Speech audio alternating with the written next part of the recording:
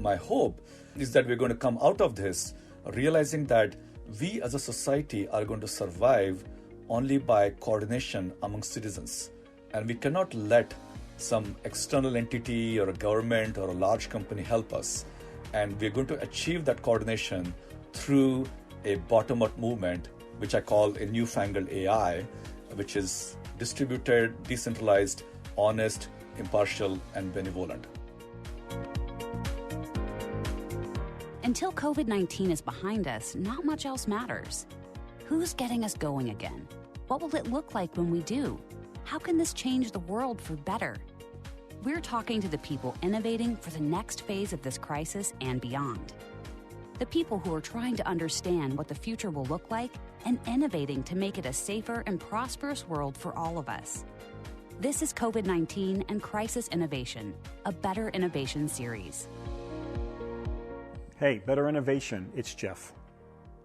This is episode 2 in our new COVID-19 and Crisis Innovation series. I'm really excited to bring this special innovation series to you.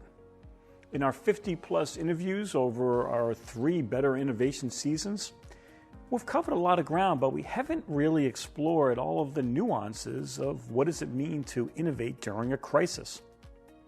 That's the purpose of this series. How do we help you as innovators? How do we help you break new ground during this really unique time? Today we have MIT Media Lab Professor Ramesh Raskar in our virtual studio. Ramesh directs the Camera Culture Research Group in MIT's Media Lab. His team is really focused on machine learning and imaging for health and sustainability reasons. Ramesh has been at the Media Lab for just about 12 years now, and he's also the chairman of a new nonprofit called PathCheck. That's a recent spin out of MIT that's developing new technology to help slow the spread of COVID-19. That new tech is called Safe Paths. We here at EY have been supporting PathCheck in a number of ways. It's been so inspiring to work with Ramesh and the entire Safe Paths team over the past couple of months. I gotta say, I'm really proud to be part of this Safe Paths movement. I believe in Ramesh's vision for a better world. This is a really important episode for me. Here we go. I hope you enjoy. Ramesh, welcome to the show. Hello, Jeff. Great to be here. I am so thrilled to get you in our virtual studio.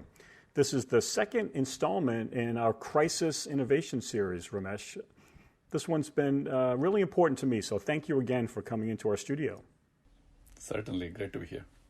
We have been working together on this exciting new initiative, Ramesh, that you're leading, you founded, called Safe Paths. And we're recording this episode today at the start of the second week in May. We joined this Safe Paths movement at EY about 8 weeks ago. Ramesh, I have to say, it has been my pleasure to work with you on a daily basis over the past couple of months. Thank you for that. Jeff, it has been wonderful to have you and the rest of the EY team being part of this movement right from the beginning. And Ramesh, getting ready for today, I was thinking about how you and I met. And I don't know if you remember, but our relationship now goes back a couple of years. We have this research collaboration at EY with the Connection Science Lab in Sandy Pentland. One of the oldest classes, the oldest innovation classes at MIT, as I understand it, development ventures. And I was there to help provide some private sector point of view on innovation. And you came into the class a few times and presented your ideas about how to take an idea and make it a reality. And so it was, I was reflecting on that getting ready for today, Ramesh, and your remarks to the class about how to take an idea and make it go viral. That's certainly relevant around Safe Paths, isn't it?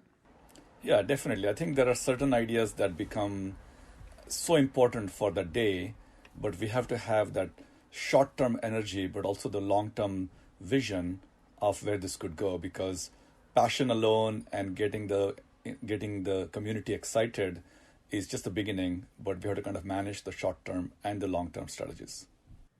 It was an amazing class. It was designed for students who had an idea that could affect 500 million people or more. And it was such a bold mission and such a bold vision, and obviously very applicable to Safe Paths. Okay, I want to get right into the big idea, Ramesh, if it's okay, let's go back to 2017. Okay, something I think is pretty cool that you did at Burning Man. For those in the audience that may not know, Burning Man is a festival that happens around Labor Day of each year. It's dedicated to what they call this radical self-expression. And you were there in 2017 and had such a unique experience. You want to tell the audience about that? Definitely. I mean, I was there with a lot of my techie friends and just taking a week off. And there's a booth on the playa there called Talk to God. And, a lot of people would walk up to the phone booth and pick up the phone and, be curious about who the God is. Well, that year, the God on the other side of the phone had a strong Indian accent, and that was me.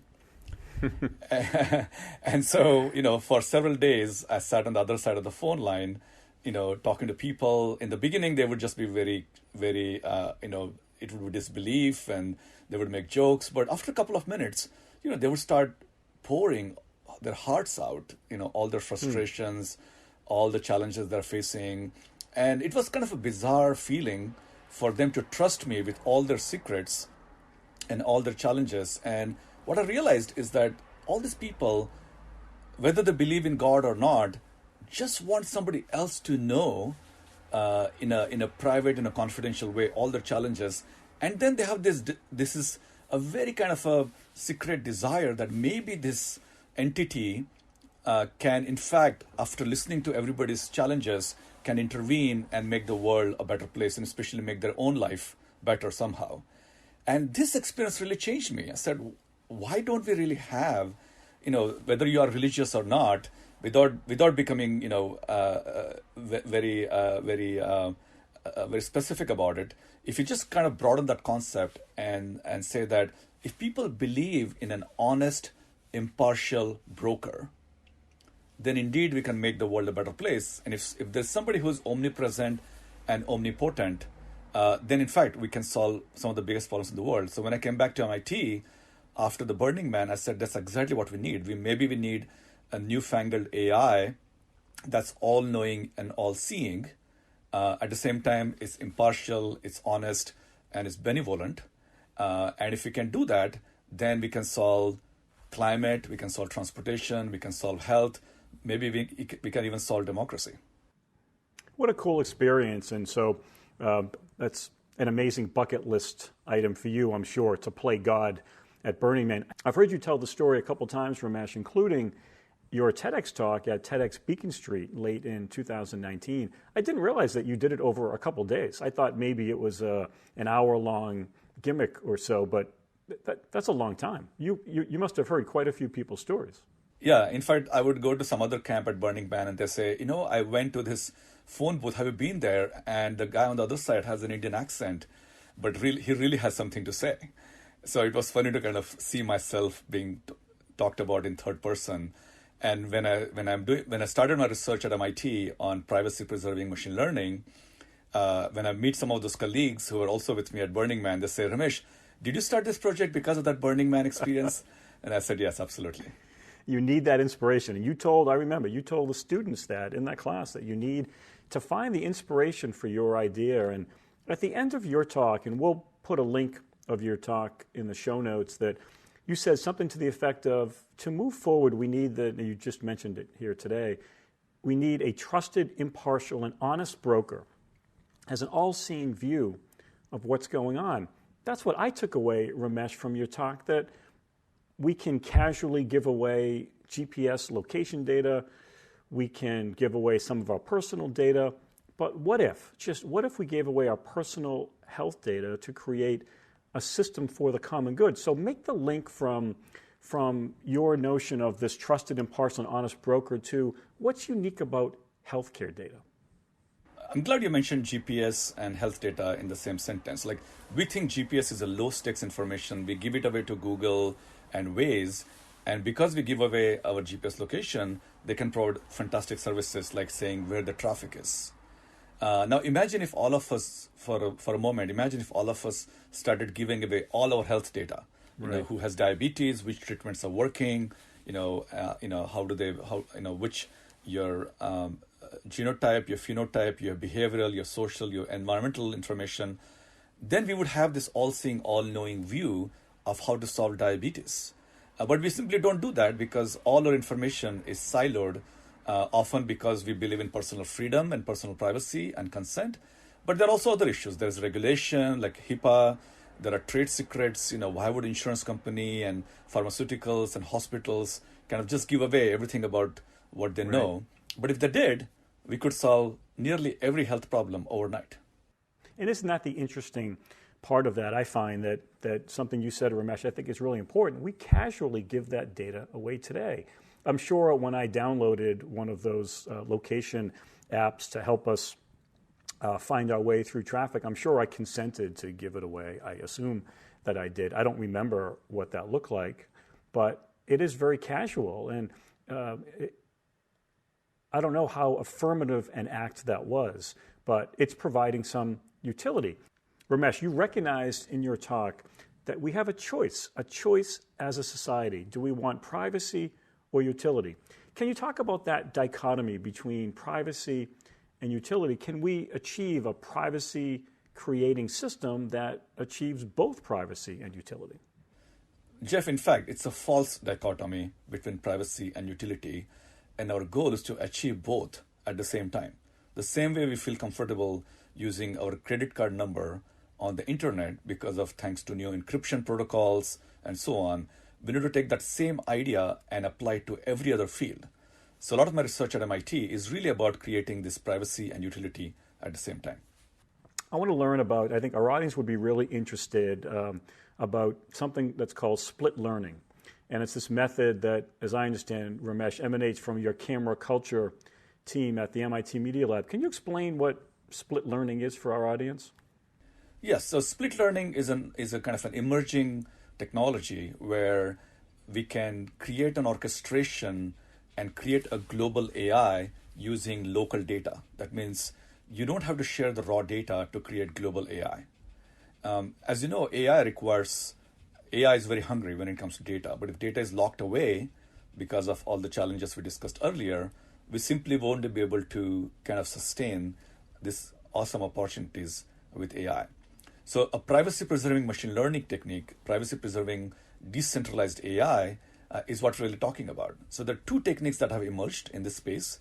One is called federated learning, and the other one is called split learning.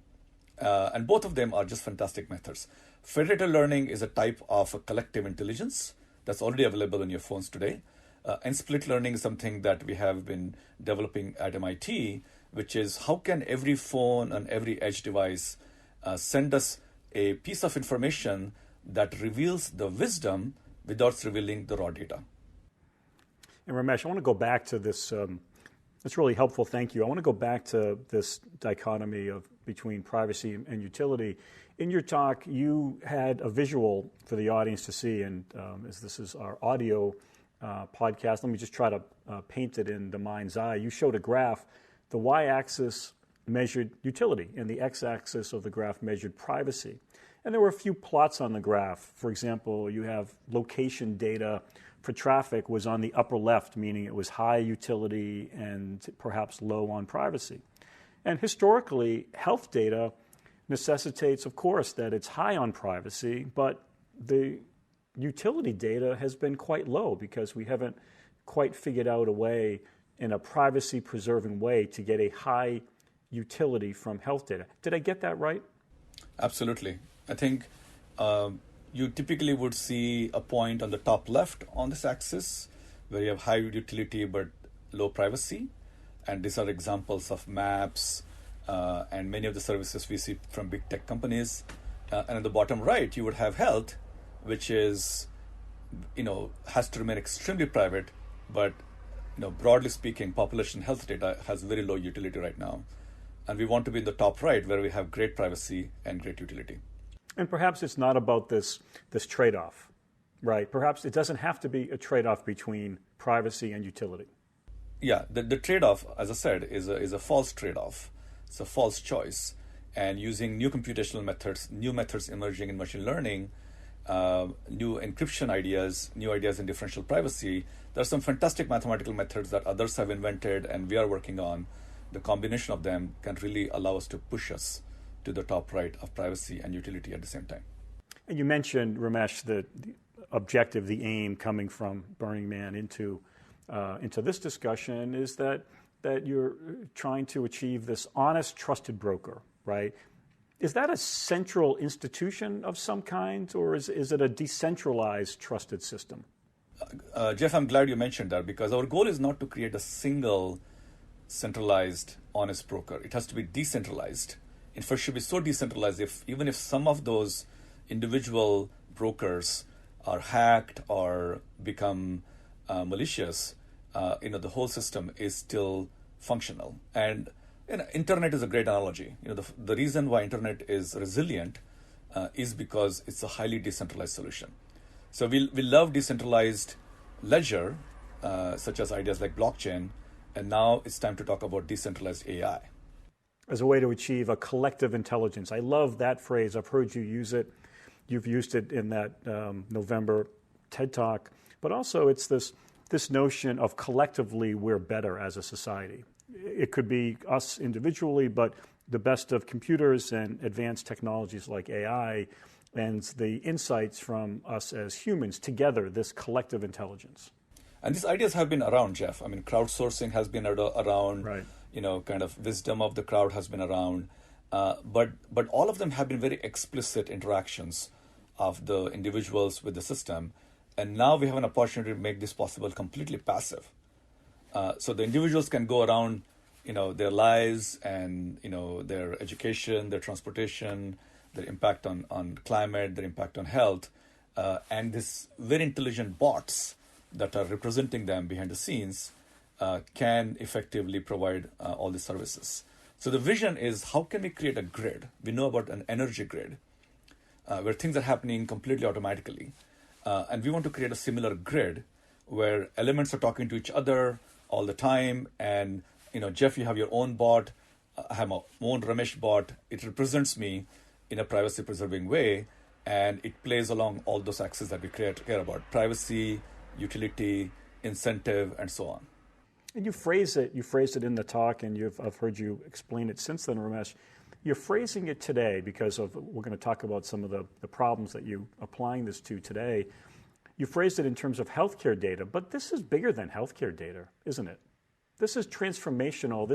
This idea of how do you go from data, and I love how you say this, data to wisdom. How do you go from data to insights from the data to make better decisions? Isn't that really what this is about? How we as humans can make better informed decisions? Yeah, I think it's, hindsight, insights, and foresights. And insights is how we think about data today. But if we can have the foresights and allow individuals either proactively or passively make decisions about the future, then in fact we have this orchestration tool where minor nudges or incentives could set all of us on the right path. And then how we orchestrate this so that it's ethical, privacy preserving, and it's good for the global good as opposed to individual good would be the key here. And definitely the idea the idea definitely goes beyond health, but maybe it's easiest to explain in the context of health, because we think of health information is one of the most private pieces of information about us, maybe health and finance. But in reality, everything else we do has a lot of utility and also has, unfortunately, very serious privacy concerns. So I can see how the Burning Man experience has influenced your work, and we'll make sure that our audience has access to your great TED Talk in late 2019. Let's keep going forward. Let's now fast forward to, you attended a conference with the CDC, the Center for Disease Control, February-ish of this year, just a couple of months ago. What was that like? What did you learn at that conference, Ramesh? Yeah, this is more recently in late February, the Lake Nona Impact Forum, which brings together some amazing people. I was at this conference when we're already getting some news from China and South Korea and other places of COVID infections. And although there was a lot of conversation at this conference, on the stage from some of the top leaders in the government about being prepared for it, what I realized is that the digital aspect of it, how do we do the orchestration so that we involve the citizens, not just a top-down system, was missing. And it is one of those things that we haven't seen other than top tech companies achieve really well. So on the sidelines, I was having conversations with some really amazing people, and I said, what if we create a citizen-centric solution that helps public health than other way around? And very quickly I realized that this idea had a lot of merit, and I started calling my friends like Ridhiman Das and Greg Storm, who I advised for their startup, and I said, hey, we should probably do something here. And they said, Ramesh, let's do this. What do you need from us? And they started providing a lot of engineers, and we got something running almost right away. So you connected the COVID-19 crisis to this utility-privacy dichotomy. Exactly. I think the first reaction from anybody in the government saying, hey, let's create a solution where citizens can participate is, no, because of privacy, nobody wants to jump in. And that's a very valid concern because, frankly, the track record of most organizations, even if they have good intentions, is not good. Eventually, the data gets used for other purposes, or there's a data breach, or there's identity frauds, and so on. And so it has to be done right. And if you can use certain principles, I have worked in many tech companies myself, in the privacy groups, and there's some really great ideas, but they don't kind of bubble up as products often. But at MIT and as a nonprofit, this is something we can do with no intention of revenue or selling the data. Now, Ramesh, it was about that time that we started to hear about something called contact tracing. And can you explain to our audience, let's go through this quickly. What is contact tracing? So contact tracing is an idea that has been around for a very long time, which is if you have an infectious disease, then if you find one individual who is impacted now is a patient, then very quickly find out everybody else that they would have interacted with and let them know to break the chain of the spread of the disease. And the earlier you can do it, and the faster you can find all those contacts, the better. Of course, traditionally it has been done through a very manual process, and the idea is, can you do this through a smartphone? Can you use a pervasive technology to make contact tracing easy? And so the idea now is, can we use GPS and Bluetooth that would compute the co-location of two individuals, whether they know each other or they're complete strangers, and come up with a mechanism to inform the exposed individuals to hopefully, again, stop the chain of infection. So good old-fashioned shoe leather detective work, manual contact tracing. It's been around forever, used, and that's why we're hearing now governments are hiring thousands, tens of thousands, in some cases over 100,000 contact tracers. In the U.S. alone, I go back 8 or 10 weeks ago, there were just a few thousand contact tracers across the entire country. Some are estimating there could be over 150,000 contact tracers in the U.S. alone.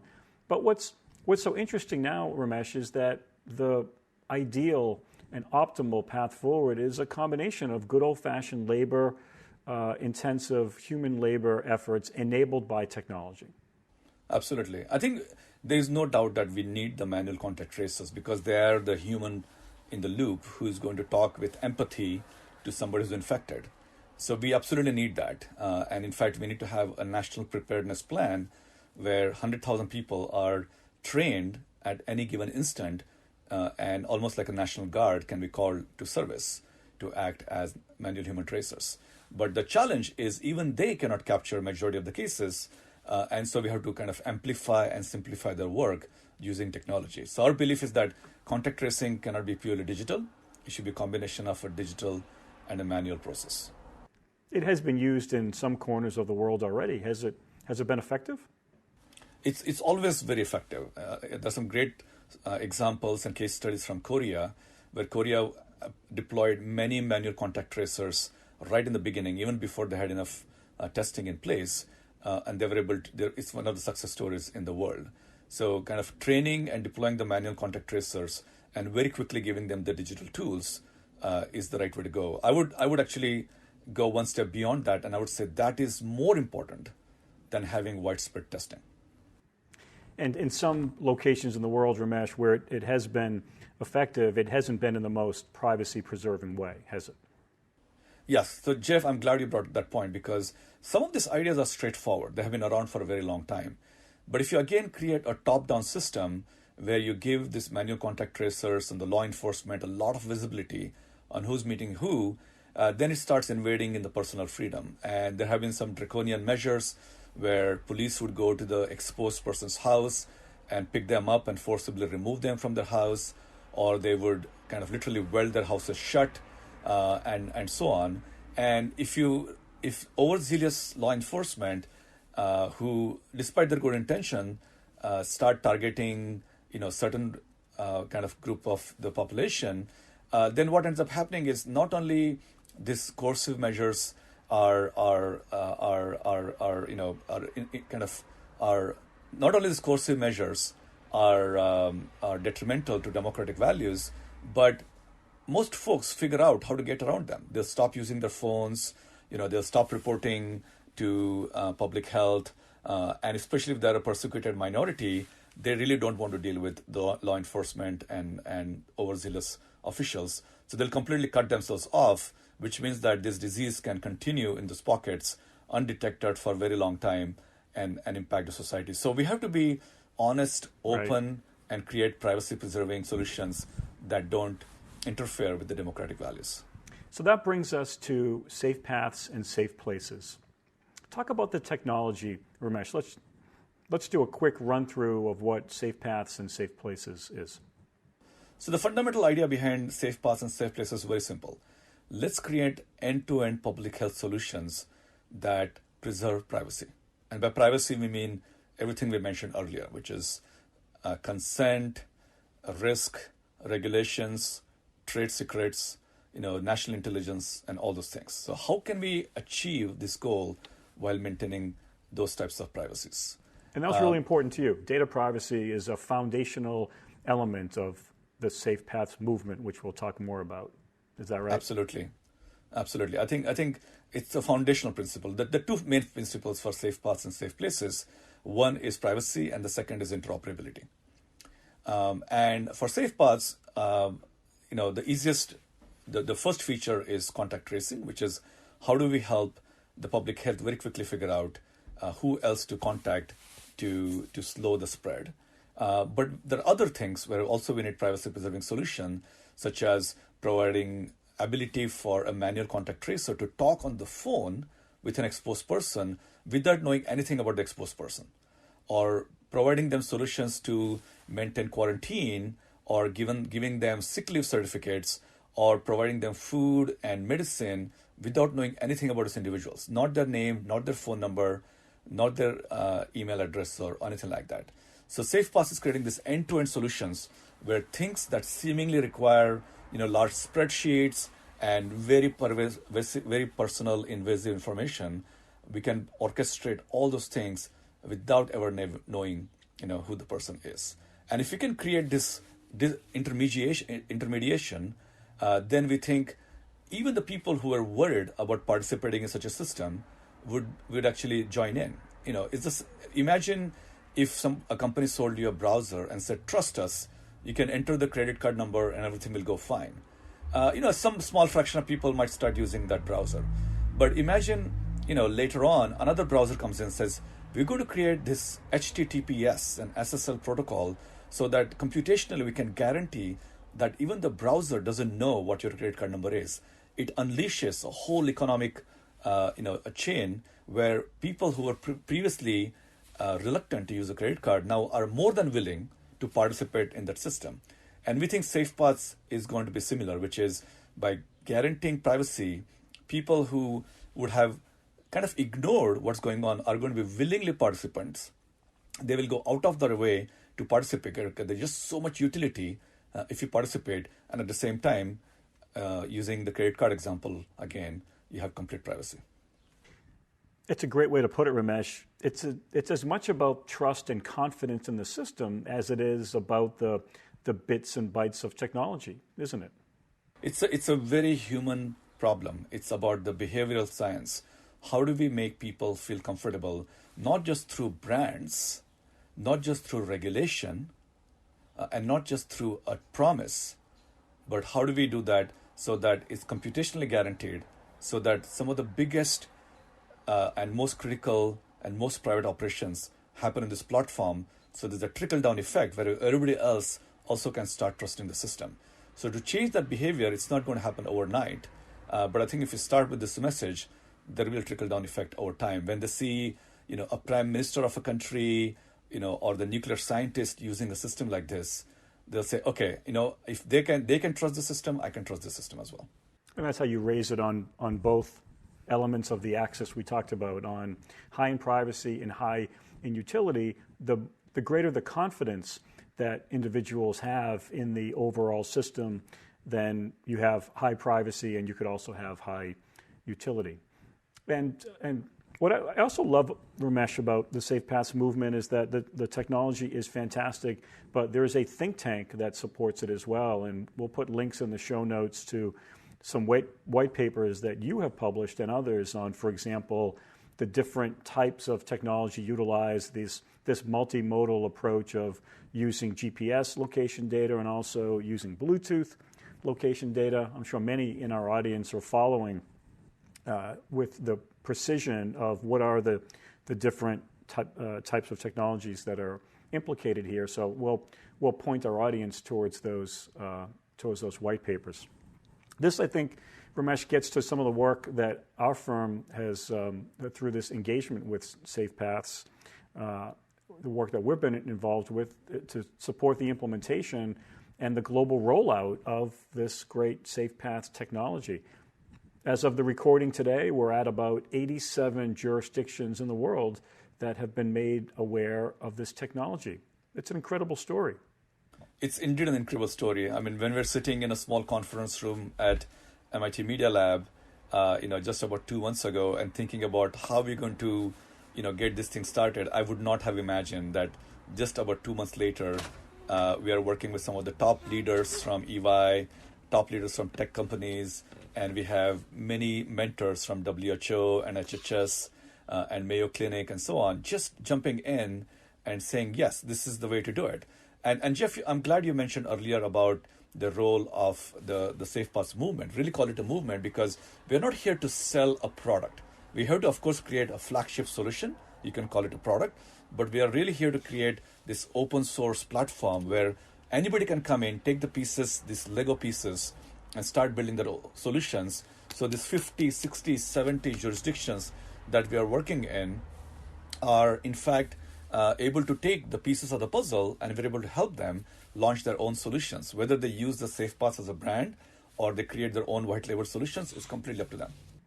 Ramesh, let's speak to a public health official.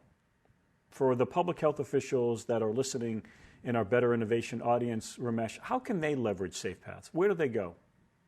First of all, it's important to stress that we're here to solve a public health problem, and the only way we're going to solve it is by helping public health, by simplifying and amplifying what they already do.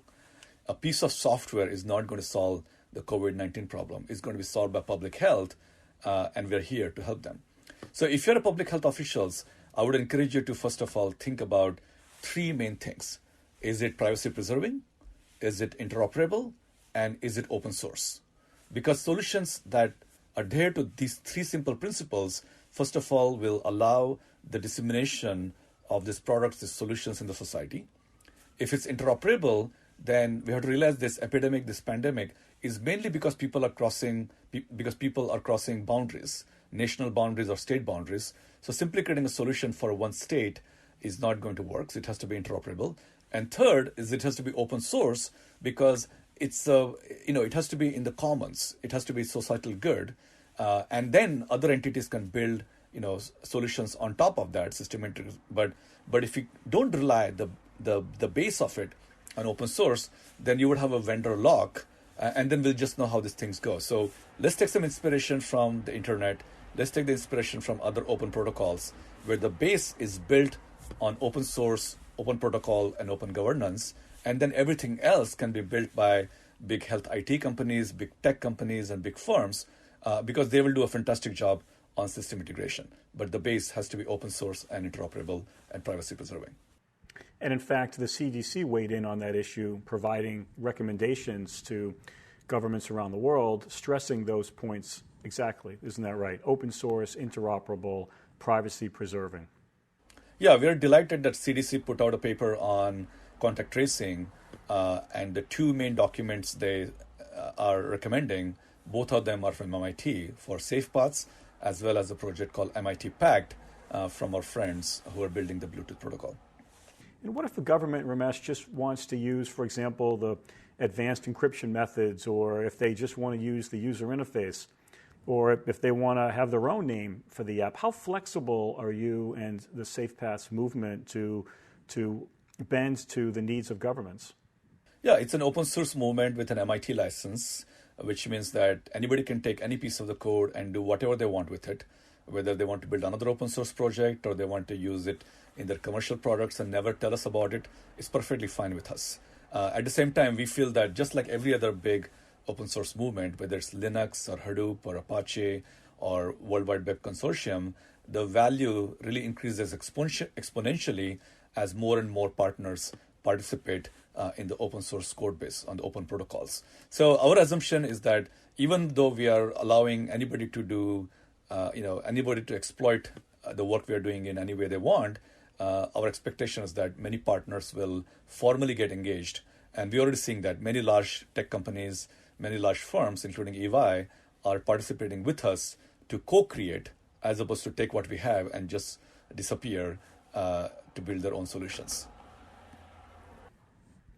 I'd like to talk a bit, Ramesh, about the governance of technology. And there's a fear that because of how fast these contact tracing enabling technology tools are being developed, that we're going to have this patchwork quilt of very disparate systems. You'll have, and there's examples in some countries where you have national government mobile apps and then you have subnational governments. You've got states that are issuing their own apps. As these technologies are deployed in jurisdictions around the world, talk a bit about the need for interoperability, but the governance of these very disparate systems that are going to have to work together somehow. Yeah, we actually strongly encourage that there should be 1,000 flowers should bloom, and there should be many software and many apps and many backends to tackle this crisis, because that's where we're going to see a lot of innovation. And we don't want to stifle the innovation by saying there's only one app per country or one app per state. In fact, many others should exist. That's the Safe Paths goal. At the same time, as you said, Jeff, if they're all interoperable, then we can use the analogy with like a national weather service. There are hundreds of apps giving you weather predictions and weather data and so on, but there's still one national weather service. So as long as they're interoperable, it doesn't matter what these weather apps are doing. And we think COVID-19 weather apps are the same thing. They're going to tell us where things are, what the current weather is, and also predict the future weather. So there should be, a similar national pandemic weather service, and thousands of apps in every country, in every part of the world. That's what we think is going to happen, and it's actually a good thing. So do you think we'll see an international body govern the technology? Yeah, so Safe Paths is already in discussions with many partners to either help create such a national and international body, but we also have an open source protocol that's been built for interoperability between these thousands of different apps and pieces of software. And they will not just be contact tracing, but they will be for triaging and for telehealth and quarantine verification and serology testing and so on. And so Safe Paths is creating this backbone so all these entities can hook into it. If we focus on just the U.S. for a minute, Ramesh, which institution or body do you think is in the best position to provide central governance, if anyone will provide that to these technologies and data across the whole of the U.S.? I think we have to distinguish the governing body or a coordinating body from, the organizations that are actually going to deploy the solutions. Again, using the analogy of weather service, I think it would be fantastic if Safe Paths and friends and collaborators can create such an entity, whether it's a nonprofit entity or eventually a government-owned entity, is a secondary question. But Jeff, there is no rule book for this. To deal with this pandemic of this scale, there is just no rule book.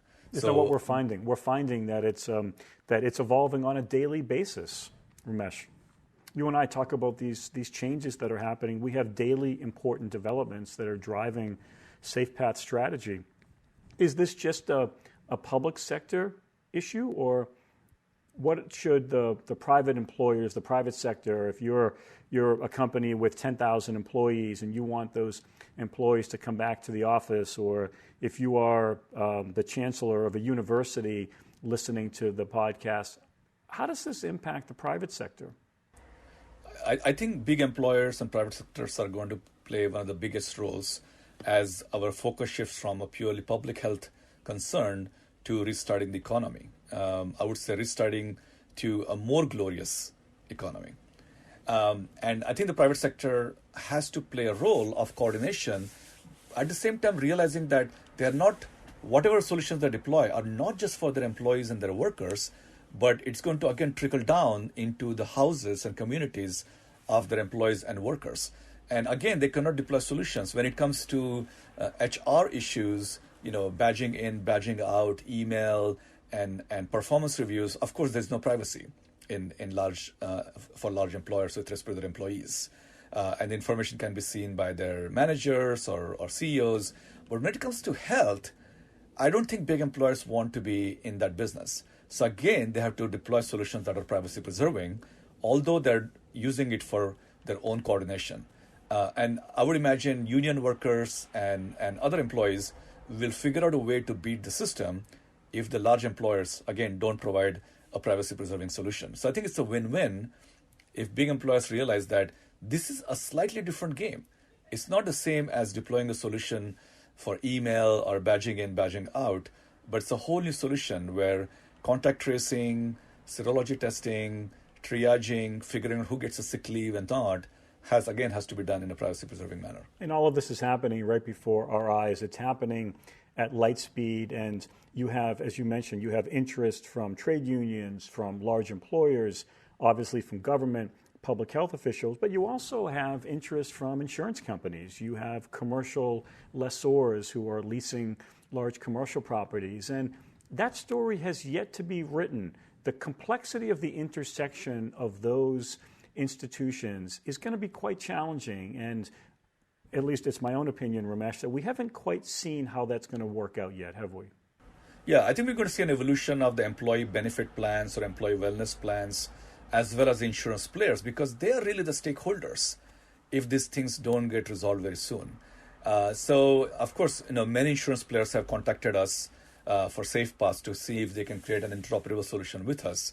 And these are fantastic conversations. Again, we are less than 2 months into it, and I think we'll see how this plays out. But I agree with you that large employers, employee benefit plans, insurers are going to be critical bridge between the public health problem and the restarting the economy problem. Well, maybe it's the lawyer in me, Ramesh, but the question of what is reasonable, what is a reasonable act, what's reasonable path forward if you are a commercial real estate company and you're leasing property to employers, what's reasonable for the commercial interest and what's reasonable for an employer? Those stories will be told in the coming weeks and months. Okay, I want to end on, and I'd really like to just push on this a bit, Ramesh, and talk about the movement aspect of Safe Paths. And we've been talking offline about this great 3-minute TED Talk by Derek Sievers called How to Start a Movement. And I'll bet many in our audience have seen this. It's this kind of funny video of this crazy shirtless guy dancing on a hill. One person joins and then another, and then all of a sudden everybody joins in. And it's a really short talk, but I think it's quite impactful about this issue of how do we begin and progress in a movement. What did you learn from that video? The Derek Silver's talk has really changed the way I think about how to start a movement. I was watching a cricket match, World Cup cricket match in the West Indies in Jamaica, And, my team in the country I come from, India, was playing, another country, and the team wasn't doing very well. And I told my girlfriend, we should really start a wave here, kind of, create some pressure. And she said, that's not going to happen.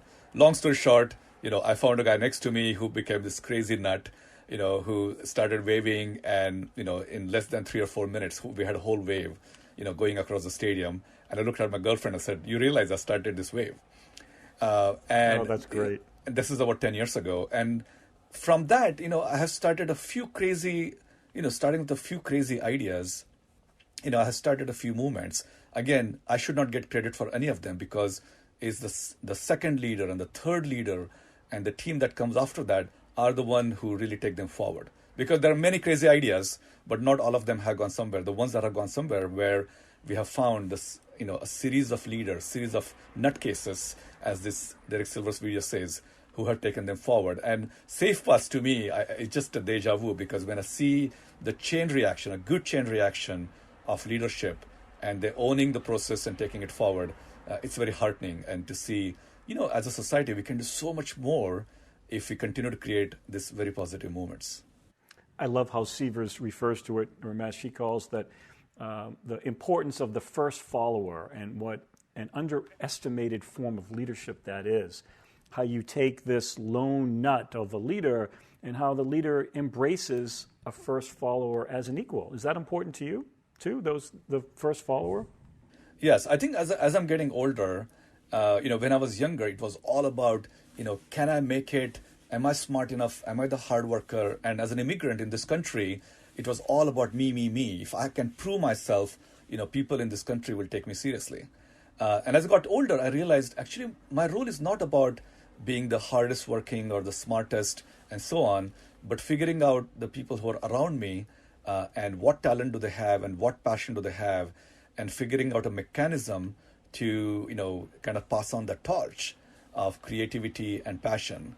I have been delighted, as my role at MIT, to come across many such individuals, and that continues to be my platform to launch more things. So, I think Derek Sivers calls them the nutcases, but of course they are not nutcases, because these are really smart people who need to express themselves, that self-expression. And you started this whole conversation with Burning Man about a platform about self-expression.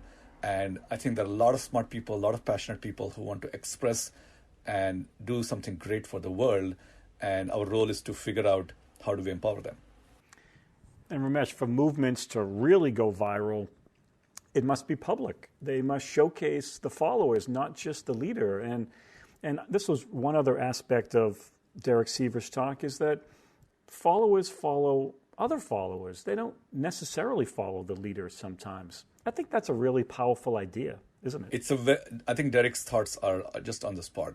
What attracts others in some is other people, not necessarily the leader.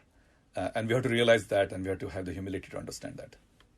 But I have to say, as I look to come back to Safe Paths, and for 6 weeks there were daily calls, these famous 11 o'clock a.m. calls that you can find now. They're all on YouTube, and these daily open forums for followers of the movement to convene and to showcase their work. I love how you lead those sessions. You kick them off and you provide some opening remarks in just a few minutes, but that hour is much more about the followers, isn't it?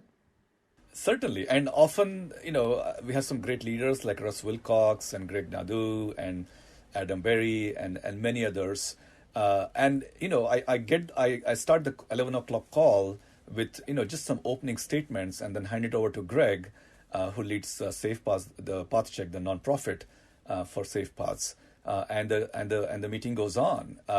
And often it's just so amazing to see this top leaders who have done really well in their life, to leaders who are just kind of getting started as a junior career, all the way to students and you can just see the passion, you can just hear it in their voice that they're going to be the amazing leaders of tomorrow, and this is a breeding ground for them. It is about the movement. It's not just about the leader. At some point you achieve that tipping point. I just find that remarkable to the point you made. You have grad students alongside seasoned executives, and they're equals in their ideas. And now, Ramesh, there are thousands of people, literally, there are thousands of people who have affirmatively said online that they have joined this movement in just a few short months. This was your vision. How does that make you feel? It's again, as I said, it's very humbling because it's not about me anymore at all. I think the previous movement I started. I was running a session, and Mr. Ratan Tata, who some of you might know, is kind of the godfather in India, very highly revered. And he came to me, and he sat down for a few minutes. He saw everything, and he went away. And then 30 minutes later, I got a call from his chief of staff saying, Mr. Ratan Tata, I want to come and see you. And I said, I think we're doing something wrong, because he was also one of our funders at that point. And I said, something is going wrong. He comes back and says, Ramesh, I want to talk to you one-on-one.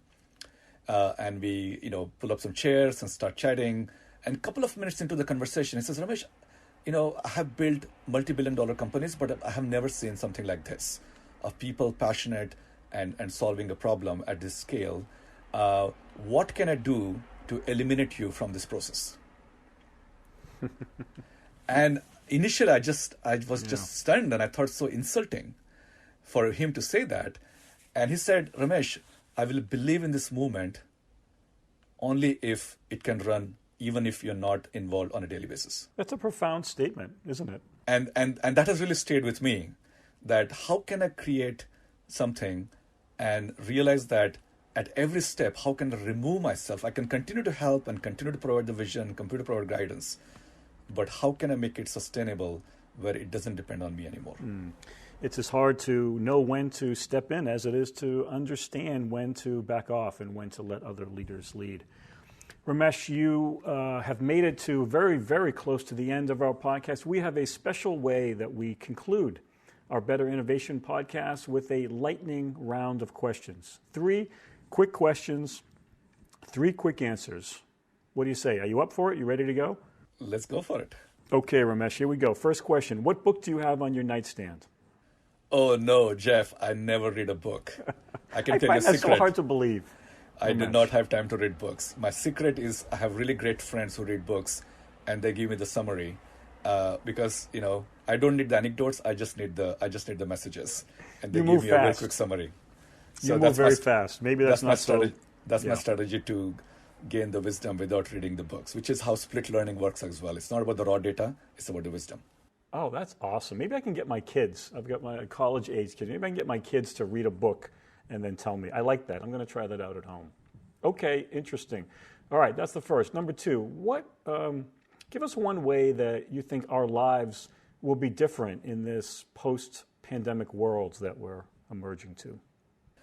It's crisis, and it's difficult to think about something positive right now. But my hope is that we're going to come out of this realizing that we as a society are going to survive only by coordination among citizens. And we cannot let some external entity or a government or a large company help us.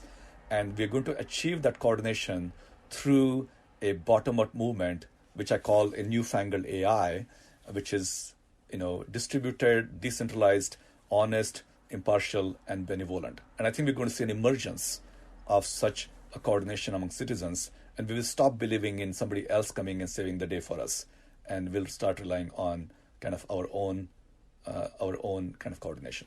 A true collective intelligence, right? Collectively, we're better. Okay, Ramesh, last question. What is your outlet of choice, your news outlet of choice for, could be features or daily news for information about the pandemic? Where do you go? Yeah, I'm sorry, but I really don't believe in most of the news channels and news media, TV, newspapers, and so on. And I just wish they would do a better job to target somebody like me. Again, I rely on my social feed where my friends are telling me the best articles to read and so on. Often, thanks to this movement, a lot of my own interviews get printed in newspapers or news channels. And as much as I like the fact that they are covering what Safe Paths is doing, I'm never satisfied because I want solution journalism. I don't want journalism that's just describing the way things are. I want everybody out there who has a role to play to go and solve problems and talk about the solutions. I think that's, I only care about people who are here to solve. And I'm not here to people who are here to comment or inform. Ramesh, I just want to thank you for spending some time with our Better Innovation audience today. And I have to say, it has been so inspiring these last few months working with you and here from EY, serving you and PathCheck. So thank you for that experience, and thank you for all that you're doing. We really believe in your vision. We think that this is going to change the world for the better. We appreciate that. Thank you so much. Jeff, this has been a fantastic journey, and I have gotten to know you in a very different role now. And I think you have been an inspiration to a large team. And the fact that you have also inspired many members of EY to informally or formally get involved with Safe Paths has been a very critical pillar, of a very critical factor in the success of Safe Paths so far. So thank you to you and the whole EY organization. Well, thank you so much, Ramesh. This has been Better Innovation from EY. Let us know what you think about the show by leaving a review or by reaching out to Jeff at jeffrey.saviano@ey.com or find him on Twitter at Jeffrey Saviano. Better Innovation is produced by the great team at Hogarth Worldwide.